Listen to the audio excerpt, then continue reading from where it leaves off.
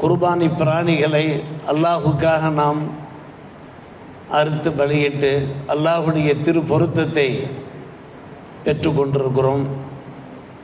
நம்முடைய ஒவ்வொரு வணக்க வழிபாடு மூலமாகவும் அல்லாஹ் தன்னுடைய திரு பொருத்தத்தை தந்தல் புரிவானாக, கபூலியத் அங்கீகாரத்தை வழங்கி நல்லொரு புரிவானாக. இப்ராஹிம் அலைஹிஸ்ஸலாம் அவர்கள் சிறந்த முன்னுதாரணமாக திகழ்கிறார்கள் என்பதை இம்மாதம் முழுவதும் மார்க்க அறிஞர்கள் மக்கள் மத்தியிலே பரப்புரை செய்து கொண்டிருக்கிறார்கள். எம்பெருமானார் ரசூலே கரீம் ஸல்லல்லாஹு அலைஹி வஸல்லம் வாழ்க்கையில் சிறந்த முன்மாதிரி இருக்கிறது என்கிற இறைவசனத்தை நாம் கேள்விப்பட்டிருக்கிறோம். அதே போன்ற இப்ராஹிம் அலைஹிஸ்ஸலாம் அவர்களை பற்றியும் அல்லாஹ் பேசும்போது, கது கானத்து லக்கும் உஸ்வத்துன் ஹசனா ஃபி இப்ராஹிம வல்லதீன ஆமனு மாவு, நிச்சயமாக உங்களுக்கு இப்ராஹிம் உடன் யார் ஈமான் கொண்டார்களோ அவர்கள் விஷயத்தில் சிறந்த முன்மாதிரி இருப்பதாக அல்லாஹ் ரப்புல் ஆலமீன் சூரத்துல் மும்தஹினாவில் பதிவு செய்திருக்கிறான். எம்பெருமானார் ரசூலே கரீம் ஸல்லல்லாஹு அலைஹி வஸல்லம் வாழ்க்கையிலே நமக்கு சிறந்த பாடங்கள் பண்பியில் இருப்பது போன்ற இப்ராஹிம் அலைஹிஸ்ஸலாமுடைய வாழ்க்கையிலேயும் நமக்கு சிறந்த முன்னுதாரணம் இருக்கிறது. அல்லாஹ் அதை தெள்ள தெளிவாக சொல்லிவிட்டான். எனவேதான் உங்களுடைய தந்தை இப்ராஹிமுடைய மில்லத்தை நீங்கள் பின்பற்றுங்கள் என்று நமது நபியை பார்த்தும் சொன்னான், நம்மை பார்த்தும் சொல்லி கொண்டிருக்கிறான். எத்தனையோ ஷரியத் சட்ட திட்டங்கள் இருக்கின்றன. அந்த ஷரியத் சட்ட திட்டங்கள் யாவும் இப்ராஹிம் அலைஹிஸ்ஸலாமுடைய மில்லத்திலே இருந்தன. போற்றுதலுக்குரிய சட்ட திட்டங்களாக இருந்தன. வாழ்நாள் பூராவும் கடைபிடிக்க தகுந்த, ஆயுள் பூராவும் கடைபிடிக்க தகுந்த சட்ட திட்டங்களாக அமைந்திருந்த காரணத்தினால்தான் அவர்களுடைய மில்லத்தை நீங்கள் தழுவி நடங்கள் என்று அல்லாஹ் ஆணை பிறப்பித்தான். எடுத்த மாத்திரத்திலே நாம் வாசித்து காண்பித்த வசனம், இப்ராஹிம் அலைஹிஸ்ஸலாம் அவர்களை அவர்களுடைய ரப்பு சோதிக்கிறான் சில கட்டளைகளை கொண்டு. அந்த கட்டளைகளை அவர்கள் நிரப்பமாக நிறைவேற்றினார்கள் என்று அல்லாஹ் பாராட்டுகிறான். துவக்கத்திலே அல்லாஹ் சில கட்டளைகளை இப்ராஹிம் அலைஹிஸ்ஸலாம் அவர்களுக்கு பிறப்பித்தான். அதை அவர்கள் பரிபூர்ணமான முறையில் நிறைவேற்றினார்கள். தொடர்ந்து ஒவ்வொரு சோதனைகளாக அவர்களுக்கு ஏற்பட்டவாறு இருந்தது. எல்லா சோதனைகளையும் அவர்கள் வென்றெடுத்தார்கள். பொறுமையின் சிகரமாக திகழ்ந்தார்கள். நம்முடைய வாழ்க்கையில் சில சோதனைகள் ஏற்படுகிற போது நாம் வியாகுலப்பட்டு போகிறோம், நிலை குடைந்து போகிறோம், வேதனையின் விளிம்புக்கே நாம் சென்று விடுகிறோம். அதைவிட பயங்கரமான வேதனைகள் சோதனைகளுக்கெல்லாம் இப்ராஹிம் அலைஹிஸ்ஸலாம் ஆளான போது அமைதி காத்தார்கள், அழகிய பொறுமையை மேற்கொண்டார்கள் என்று நாம் பார்க்கிறோம். அந்த வகையில் அவர்கள் சிறந்த முன்னுதாரணமாக திகழ்கிறார்கள். அவர்களுடைய காலகட்டத்தில் சில நாகரிக நடைமுறைகள் இல்லாமல் இருந்தன. அந்த நடைமுறைகளை பின்பற்றுவதை பலர் அலட்சியப்படுத்தினார்கள். ஆனால் இப்ராஹிம் அலைஹிஸ்ஸலாம் அவர்கள் அதை நிறைவேற்றினார்கள். முவத்தா கிதாபிலே பதிவு செய்யப்பட்டிருக்கிறது, முதலில் ஹத்னா செய்தவர்கள் நபி இப்ராஹிம் அலைஹிஸ்ஸலாம் அவர்கள், விருத்த சேதனம் செய்தவர்கள். நாம் நம்முடைய இளம் பிள்ளைகளுக்கு, ஆண் மக்களுக்கு நாம் விருத்த சேதனம் செய்கிறோம். இப்ராஹிம் அலைஹிஸ்ஸலாம் அவர்களுக்கு ஹத்னா செய்யும்படி கட்டளை பிறப்பிக்கப்பட்ட போது அவர்கள் இளமையை கடந்திருந்தார்கள். கதும் என்கின்ற அந்த மண்வெட்டி மூலமாக அவர்கள் ஹத்னா செய்கின்ற ஒரு நிலைமை ஏற்பட்டது. ஹத்னா செய்து கொண்டார்கள். ஊருக்கு விருந்தாளிகள் வந்தார்கள் என்றால் முதலிலே அவர்களை வீட்டுக்கு அழைத்து விருந்தோம்பல் செய்யக்கூடியவராக அவர்கள் திகழ்ந்தார்கள். இதுவும் இறை கட்டளைகளே உள்ளது. நெகங்களை கத்தரிப்பவர்களே முதலாவது ஆளாக. அதற்கு முன்னாலெல்லாம் நெகங்களை கத்தரிப்பது என்பது அது அலட்சியப்படுத்தப்பட்டு கொண்டிருந்தது. அதே போன்று மீசையை குறைப்பது, சுருக்குவது என்கின்ற அந்த நடைமுறையை அவர்கள் அறிமுகப்படுத்தினார்கள். முதலிலே அவர்களுக்கு நரை தோன்றியது. ஆச்சரியத்தோடு மஹாதா யா ரப்பி, இது என்ன முடி வெளுக்கிறதே என்று கேட்டார்கள். வல்ல அல்லாஹ் பதில் சொன்னார், வகார், இதில் உங்களுக்கு கம்பீரம் இருக்கிறது என்று அல்லாஹ் சொன்னான். அப்படியானால் என்னுடைய கம்பீரத்தை, என்னுடைய அழகை யா அல்லாஹ் அதிகப்படுத்துவாயாக என்று அண்ணல் இப்ராஹிம் அலைஹிஸ்ஸலாம் அவர்கள் அல்லாஹ்விடத்தில் வேண்டியதாக நாம் பார்க்கிறோம். நம்முடைய முகத்தில் முதுமையின் காரணமாக நரைமுடி ஏற்படுமானால் அது ஒரு வக்காராக இருக்கிறது, நமக்கு கண்ணியம் தரக்கூடியதாக இருக்கிறது, நம்முடைய கம்பீரத்திற்கு அணி சேர்ப்பதாக இருக்கிறது என்பதை நாம் இந்த நிகழ்வின் வாயிலாக தெரிந்து கொள்ள முடிகிறது. ஆரம்ப காலத்தில் இந்த நாகரிக நடைமுறைகள் இல்லாத நிலைமையில, மக்கள் அதை அலட்சியப்படுத்தி கொண்டிருந்த நிலைமையில அல்லாஹ் இது போன்ற கட்டளைகளை பிறப்பித்த போது இவற்றை முதலாக அவர்கள் கடைபிடித்ததன் காரணத்தினாலே வல்ல அல்லாஹ் அந்த ஆயத்தின் வாயிலாக நமக்கு சொல்லுகிறான், இதிபுத்தலா இப்ராஹிம் ரப்புஹு பி கலிமாத்தின் ஃபஅத்தம்மஹுன்ன. சில இறை கட்டளைகளை கொண்டு அல்லாஹ் அவர்களை சோதித்த போது, அதை அவர்கள் பரிபூர்ணப்படுத்திய போது, கால இன்னி ஜாயிலுக்க லின்னாசி இமாமா, நாம் இப்போது உங்களை மக்கள் தலைவராக தேர்வு செய்கிறோம் என்று அல்லாஹ் சொன்னான். ஒருவர் தலைவராக தேர்வு செய்யப்படுவதற்கு முன்னாலே சில பரீட்சைகளுக்கு அவர் ஆளாக வேண்டும், பரிசோதனைகளுக்கு அவர் ஆளாக வேண்டும். அதற்கு பின்பு அவர் தலைவராக தேர்வு செய்யப்பட்டால்தான் நிறைந்த அனுபவங்கள் அவருக்கு இருக்கும். மக்களை எப்படி அணுகுவது, நாட்டை எப்படி நடாத்தி செல்வது என்கின்ற அந்த நல்ல ஒரு வழிகாட்டுதல்கள் அனுபவபூர்வமாக அவருக்கு கிடைக்கும் என்ற அடிப்படையில் தான் அல்லாஹ் சொல்லுகிறான், சில கட்டளைகள் மூலமாக இப்ராஹிமை நாம் சோதித்ததற்கு பின்னாலே உங்களை நாம் மக்களுக்கு தலைவராக ஆக்குகிறோம் என்று அல்லாஹ் சொன்னான் என்று நாம் பார்க்கிறோம். இப்படி அருமை சகோதரர்களே, ஒவ்வொரு கட்டளைகளாக அல்லாஹ் அவர்களுக்கு பிறப்பித்து கொண்டே இருந்தான். அர்ப்பணங்கள் செய்து கொண்டே இருந்தார்கள், தியாகங்கள் புரிந்து கொண்டே இருந்தார்கள். அந்த அர்ப்பணத்தினுடைய உச்சம்தான் அருமை சகோதரர்களே, உங்களுடைய புதல்வரை நீங்கள் என்ன செய்ய வேண்டும், பலியிட வேண்டும் என்று சொல்லியது. அன்பு சகோதரர்களே, பெரியோர்களே, வெளிப்படையிலே பார்த்தோம் என்றால் இது ஒரு சாதாரணமான ஒரு விஷயமாக தெரியலாம். என்ன, ஒரு 10,000 ரூபாய் செலவழிக்கிறோம், ஒரு 15,000 ரூபாய் செலவழித்து ஒரு ஆட்டை வாங்கி நாம் குர்பானி கொடுக்கிறோம் என்று வெளிப்படையாக பார்க்கிற போது தெரியலாம். ஆனால் இப்ராஹிம் அலைஹிஸ்ஸலாம் அவர்கள் அந்த குர்பானியின் வாயிலாக தங்களுடைய அர்ப்பணிப்பை வெளிப்படுத்துகிறார்கள். இறை கட்டளை எதுவாக இருந்தாலும் அந்த கட்டளையை நாம் எந்த நொடியும் எந்த நிமிடமும் நாம் நிறைவேற்ற தயாராக இருக்கிறோம் என்கின்ற உணர்வை வெளிப்படுத்தி கொண்டிருந்தார்கள் நபி இப்ராஹிம் அலைஹிஸ்ஸலாத்து வஸ்ஸலாம் அவர்கள். அந்த உணர்வுகள் நம்மிடமிருந்தும் வெளிப்பட வேண்டும். இறை கட்டளைகள் என்னவோ அந்த கட்டளைகளுக்கு என்றைக்கும் நான் கட்டுப்பட்டு நடப்பேன், அதன் பிரகாரம் தான் நான் வாழ்வேன் என்கின்ற அந்த உறுதிமொழி அந்த நேரத்தில் மிக மிக அவசியமாக தேவைப்படுகிறது. எந்த சமூகத்திலே அந்த தியாக உணர்வு, தயால உணர்வு இல்லையோ அந்த சமூகம், அன்பு சகோதரர்களே, அவர்கள் நல்லவர்களாக இருக்க முடியாது.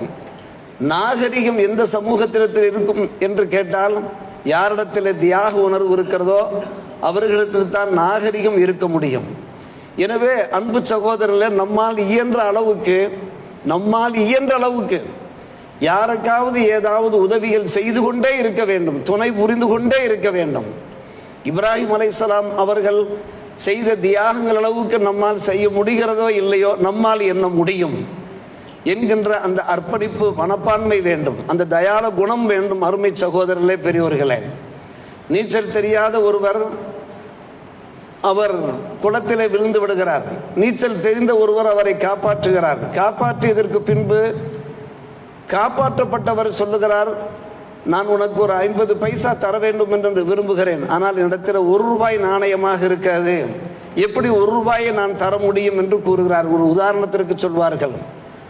இவர் என்ன செய்தார், காப்பாற்றியவர் மறுபடியும் அவரை குளத்திலே தள்ளிவிட்டு காப்பாற்றிவிட்டு இப்போது நீங்கள் ₹1 நாணயத்தை தாருங்கள் என்று கேட்கிறார். அன்பு சகோதரர்களே, பெரியோர்களே, இங்கே தியாகத்தை பார்க்க முடியவில்லை, இங்கே அர்ப்பணிப்பை பார்க்க முடியவில்லை, இங்கே தயாளத்தை பார்க்க முடியவில்லை. இன்றைய உலகம் அப்படித்தான் இருக்கிறது அருமை சகோதரர்களே, பெரியோர்களே. அப்படியானால் நம்மால் பிறருக்கு என்ன உதவ முடியும்? பிறருடைய வாழ்க்கையில எப்படி நம்மால் ஒளியேற்றுவது, இருளகற்றுவது என்பதை நாம் ஒவ்வொருவரும் யோசித்து பார்க்க வேண்டும். சமூகத்தோடு நாம் ஒன்றி வாழ்கிறோம் அருமை சகோதரர்களே, பெரியோர்களே. உண்மையிலே நாம் பாராட்டுகின்றோம், வாழ்த்துகின்றோம், துவா செய்கின்றோம். நம்முடைய மக்களிடத்திலே எத்தனையோ அர்ப்பணிப்புகள் நடைபெற்றவாறு தான் இருக்கிறது.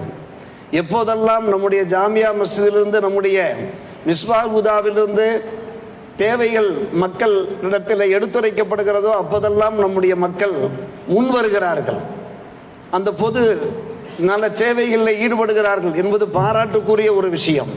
இப்ராஹிம் அலைஹிஸ்ஸலாம் நம்முடைய மில்லத் அதைத்தான் நமக்கு காண்பித்து கொண்டிருக்கிறது அன்பு சகோதரர்களே, பெரியோர்களே. எத்தனையோ எடுத்துக்காட்டுகளை நாம் பார்த்து கொண்டு இருக்கிறோம்.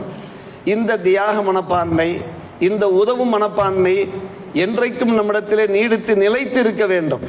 மக்களோடு நாம் ஒன்றி வாழுகின்ற போது நம்முடைய தேவையை விட பிறருடைய தேவை, நம்முடைய விருப்பத்தை விட பிறருடைய விருப்பத்திற்கு நாம் முன்னுரிமை தர வேண்டும் அன்பு சகோதரர்களே, பெரியவர்களே. ஏழைகள் சிரமப்படுகிறார்களா? அவர்களிடத்தில் சில வேலைகள் நாம் வாங்குகிறோமா? நாம் என்ன செய்யக்கூடாது? சுருக்கி அவர்களுக்கு பைசா தரக்கூடாது, கூலி தரக்கூடாது. மிக தாராளமான முறையில் அவர்களுக்கு நாம் தர வேண்டும். நம்முடைய விருப்பத்தை விட அவருடைய விருப்பம், நம்முடைய தேவை விட அவருடைய தேவைக்கு நாம் முன்னுரிமை கொடுக்க வேண்டும் என்பதெல்லாம் இப்ராஹிம் அலைஹிஸ்ஸலாமுடைய வாழ்க்கையிலிருந்து நாம் படிக்கின்ற ஒரு பாடமாக இருக்கிறது. அவர்கள் ஒரு சிறந்த பயிற்சி பாசறையாக திகழ்கிறார்கள். அதன் தொடர்ச்சியாகத்தான் சத்திய சஹாபிகள் வாழ்ந்தார்கள். என்று அல்லாஹ் தன்னுடைய திருமறையின் வாயிலாக எடுத்துரைத்திருக்கிறான். சஹாபிகள் மிகப்பெரிய பணக்காரர்கள் கிடையாது, செல்வ சீமான்கள் கிடையாது. அவர்கள் ஏழைகளாக இருந்தார்கள் அல்லது நடுத்தர மக்களாகத்தான் இருந்தார்கள். இருந்தபோதும் கூட தங்களுடைய தேவைகளை ஒதுக்கி வைத்துவிட்டு பிறருடைய தேவைகளை நிறைவேற்றுபவர்களாக இருந்தார்கள். தங்களுடைய சிரமத்தை பொறுத்து கொண்டு, தங்களுடைய கஷ்டத்தை சகித்து கொண்டு, தங்களுக்கான அந்த உணவுகளை, தங்களுக்கான உடைமைகளை பிறருக்கு வழங்கி அவர்கள் மகிழ்ந்தார்கள் என்று நாம் பார்க்கிறோம் அருமை சகோதரர்களே. எனவே அர்ப்பணிப்புக்கு நபி இப்ராஹிம் அலைஹிஸ்ஸலாத்து வஸ்ஸலாம் அவர்கள் ஒரு சிறந்த எடுத்துக்காட்டாக இருக்கிற காரணத்தினால்தான் இன்றைக்கு ஹஜ்ஜினுடைய ஒவ்வொரு அமலிலேயுமே, ஒவ்வொரு இபாதத்திலேயுமே இப்ராஹிம் அலைஹிஸ்ஸலாத்து வஸ்ஸலாம் அவர்கள் நமக்கு தோன்றியவாறு இருக்கிறார்கள். பார்க்கிறோம் அன்பான பெருமக்களை, வத்தஹது மின் மகாம் இப்ராஹிம் முஸல்லா, இப்ராஹிம் நின்ற இடத்தை நீங்கள் தொழும் தலமாக ஆக்கி கொள்ளுங்கள்.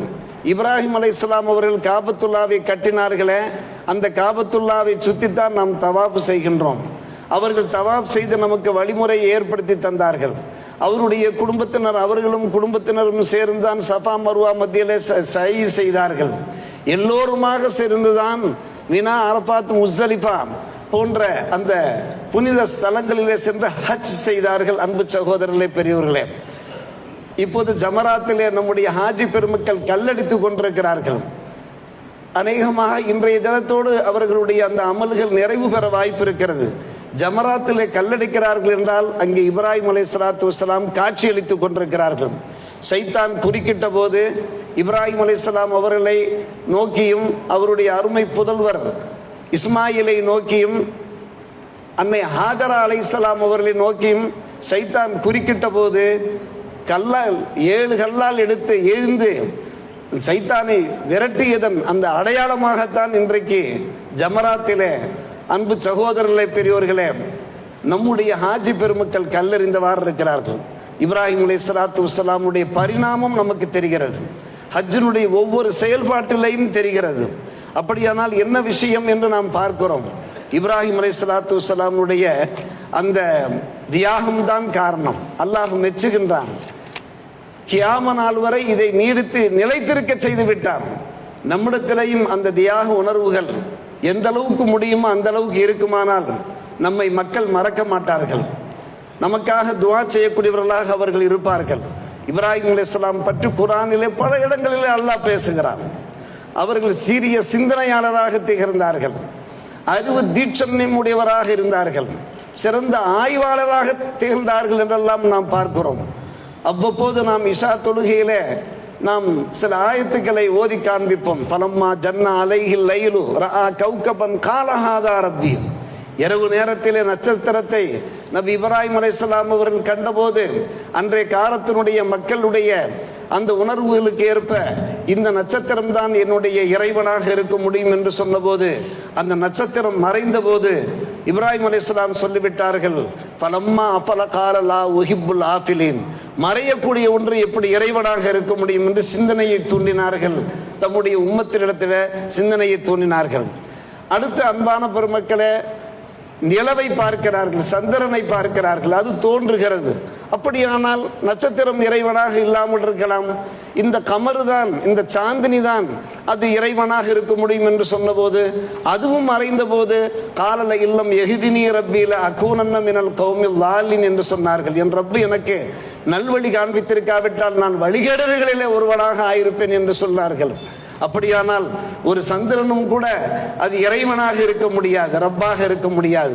சூரியனை பார்த்தார்கள், ஆஹா இந்த சூரியன் பிரம்மாண்டமாக இருக்கிறது, இது இறைவனாக இருக்க வாய்ப்பு இருக்கிறது என்று அவர்கள் சொன்னபோது, பலம்மா அஃபரத்து காலையா கௌமி இன்னி பரியும் இம்மா துஸ்ரிக்கும் என்று சொன்னார்கள்.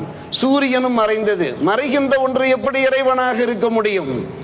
நிச்சயமாக அம்மக்களை பார்த்து சொன்னார்கள், நீங்கள் எதை அல்லாஹுக்கு ஷிர்க் வைக்கின்றீர்களோ அதை விட்டும் நான் நீங்கிக் கொள்கிறேன், நான் நிரபராதியாக ஆகிக் கொள்கிறேன் என்று அவர்கள் மீண்டு விட்டார்கள். நாம் பார்க்கிறோம். அன்பு சகோதரர்களே, பெரியவர்களே, சிந்தனையை தூண்டுகிறார்கள், அறிவை தூண்டுகிறார்கள்.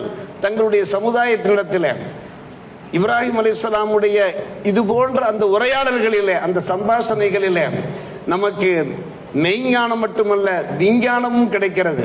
எந்த ஒன்றையும் யோசித்து சிந்தித்து நாம் செயல்பட வேண்டும். நாம் அவசரகதையிலே எந்த ஒன்றையும் நாம் செய்துவிடக்கூடாது. முஸ்லிம்கள் இருக்கிறார்களே, அவர்கள் மந்தத்தனம் உடையவர்களாக இருக்கக்கூடாது.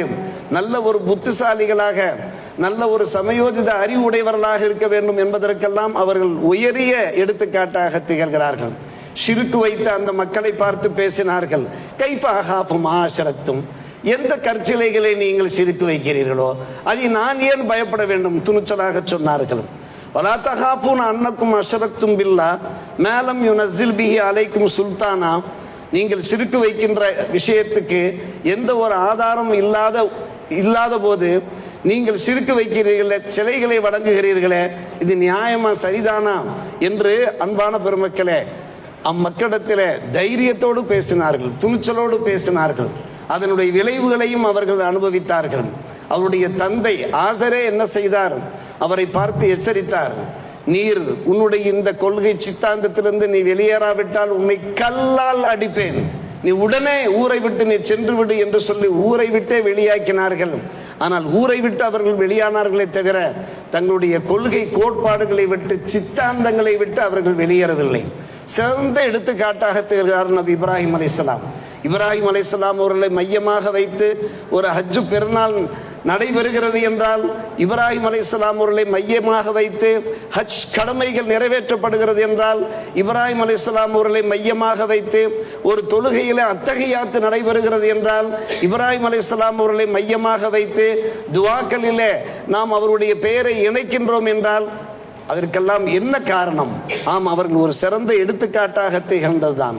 வத்தஹதல்லாஹு இப்ராஹிம கலீலா என்று அல்லாஹ் சொல்லுகிறான். இப்ராஹிமை அல்லாஹ் கலீலாக ஏற்படுத்தி கொண்டான். கலீலுக்கும் ஹபீபுக்கும் இடையிலே உண்டான வித்தியாசத்தை நாம் தெரிந்து வைத்திருக்கிறோம். கலீல் என்றால் வேறு யாருக்கும் இதயத்தை தரமாட்டார்கள். யாரை கலீல் என்று சொல்வார்கள், நண்பர் என்று சொல்வார்கள் என்றால் அவருக்கு மட்டும்தான் தன்னுடைய மனதை தருவார்கள் என்கின்ற முறையில் இப்ராஹிம் அலைஹிஸ்ஸலாத்து வஸ்ஸலாம் அவர்களை நாம் கலீலாக தேர்வு செய்து கொண்டோம் என்று அல்லாஹ் சொல்வதற்கு என்ன காரணம் என்பதை நாம் புரிந்து கொள்ள வேண்டும்.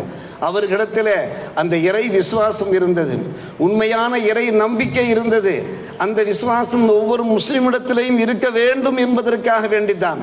ஒரு பக்கம் தந்தை அப்படி என்றால் மறுபக்கம் தனையனை நாம் பார்க்கிறோம். இஸ்மாயில் அலைஹிஸ்ஸலாம் அவர்களை நாம் பார்க்கிறோம். அன்பு சகோதரர்களே, பெரியோர்களே, பிள்ளைகள் எப்படி இருக்க வேண்டும், பெற்றோர் எப்படி இருக்க வேண்டும் என்பதற்கு எடுத்துக்காட்டுகள் தான் அந்த பெற்றோரும் பிள்ளைகளும்.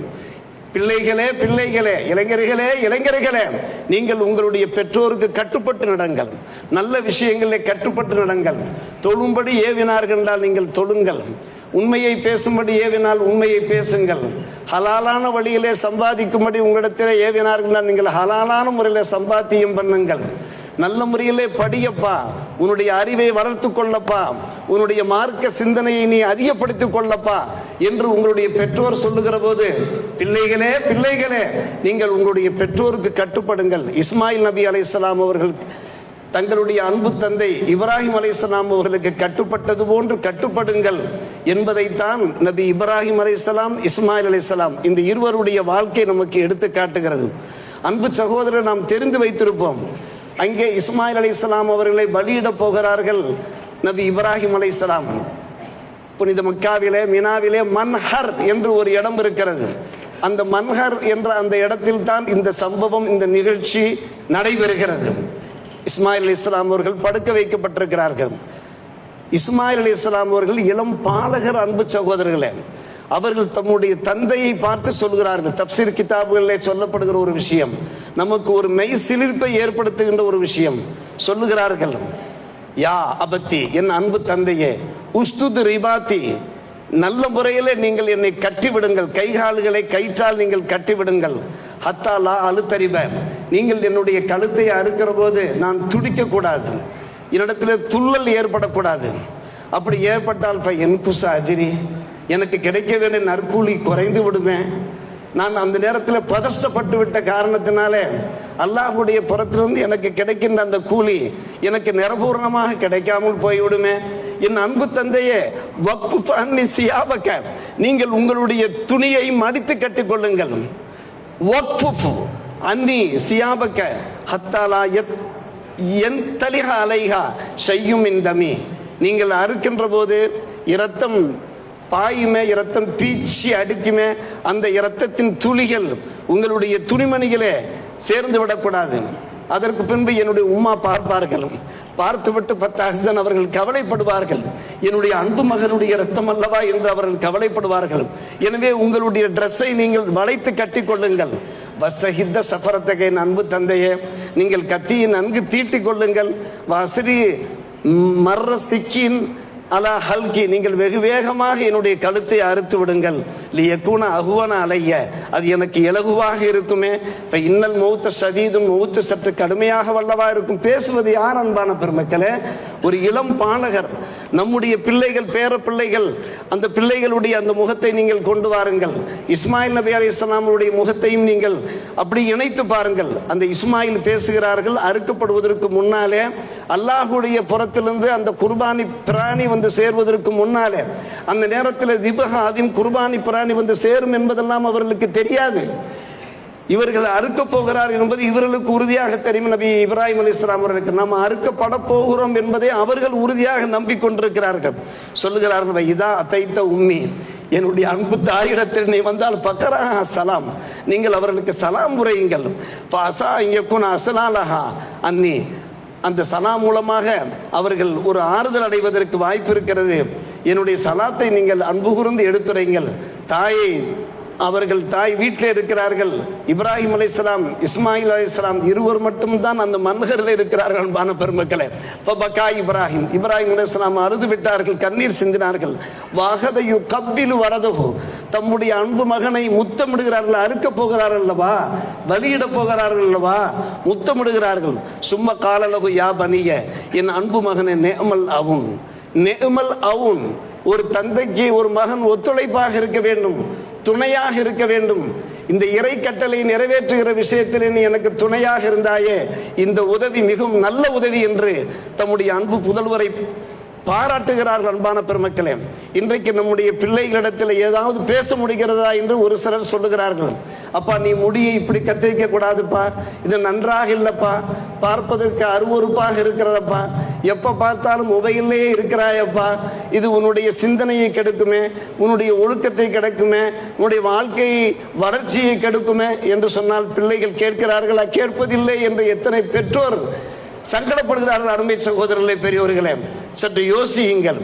பெற்றோர் எப்படி இருக்க வேண்டும் என்பதற்கு இஸ்மாயில் ஹாஜரா அலைஹிஸ்ஸலாம், பிள்ளைகள் எப்படி இருக்க வேண்டும் என்பதற்கு இஸ்மாயில் இசாக் அலைஹிஸ்ஸலாத்து வஸ்ஸலாம். எனவே நாம் ஒரு பக்கம் மட்டும் பார்க்கவில்லை, மறுபக்கத்தையும் பார்க்கிறோம். பெற்றோருக்கு பிள்ளைகள் கட்டுப்பட வேண்டும், அதே போன்று பிள்ளைகளை நல்வழிப்படுத்த வேண்டிய கடமை பெற்றோருக்கு இருக்கிறது என்பதை அருமை சகோதரர் சூரத்துல் பக்கராவினுடைய அந்த முதலாம் ஜுஸினுடைய அந்த கடைசியிலே பார்க்கலாம். அந்த அலா அம்ரி ரப்பி, என்னுடைய ரப்பனுடைய கட்டளையை நீ சரியான நிறைவேற்றுகிற விஷயத்தில் நீ எனக்கு மிகப்பெரிய துணையாக இருக்கிறாய், இந்த உதவி ஒரு பெரிய உதவி என்று சொல்லியதற்கு பின்புதான் ஹஜ்ரத் ஜப்ரைல் அலைஹிஸ்ஸலாத்து வஸ்ஸலாம் அவர்கள் அந்த குர்பானி பிராணியோடு இறங்குகிறார்கள். இந்த உரையாடலுக்கு பின்னாலே தப்சீர் கிதாபுகளில் இந்த உரையாடல் இருக்கிறதே, இந்த சம்பாஷணை இருக்கிறதே தெளிவான முறையில் பதிவு செய்யப்பட்டிருப்பதை நாம் பார்க்கிறோம். அன்பு சகோதரர்களே, இதன் காரணமாகத்தான் இன்றைக்கு இப்ராஹிம் அலைஹிஸ்ஸலாத்து வஸ்ஸலாம் அவருடைய அந்த அழகிய பெயரினால நாம் என்ன செய்கின்றோம், ஹஜ் பெருநாள் நாம் கொண்டாடுகின்றோம். அங்கே ஹஜ் கிரிகைகளை, ஹஜ் கடமைகளை நிறைவேற்றி கொண்டிருக்கிறார்கள் என்றால் அல்லாஹ் சொல்வது 100க்கு 100 உண்மை. சூரா மும்தஹினாவிலே, மும்தஹினா என்கிற அந்த சூறாவிலே இப்ராஹிம் அலைஹிஸ்ஸலாம் அவர்கள் வாழ்க்கையிலையும் அவர்களோடு ஈமான் கொண்டிருக்கக்கூடியவருடைய வாழ்க்கையிலையும் ஒரு சிறந்த முன்மாதிரி இருக்கிறது என்று அல்லாஹ் சொல்கிறான். எனவே தான் அந்த ஜுஸுனுடைய கடைசியிலே சொல்கிற மில்லத்தை இப்ராஹிம, யார் இப்ராஹிமுடைய மில்லத்தை புறக்கணிக்கிறாரோ இல்லாமன் சஃபிஹ நப்சா, அவர் உண்ணானவர் முட்டாளாக இருக்கிறார்.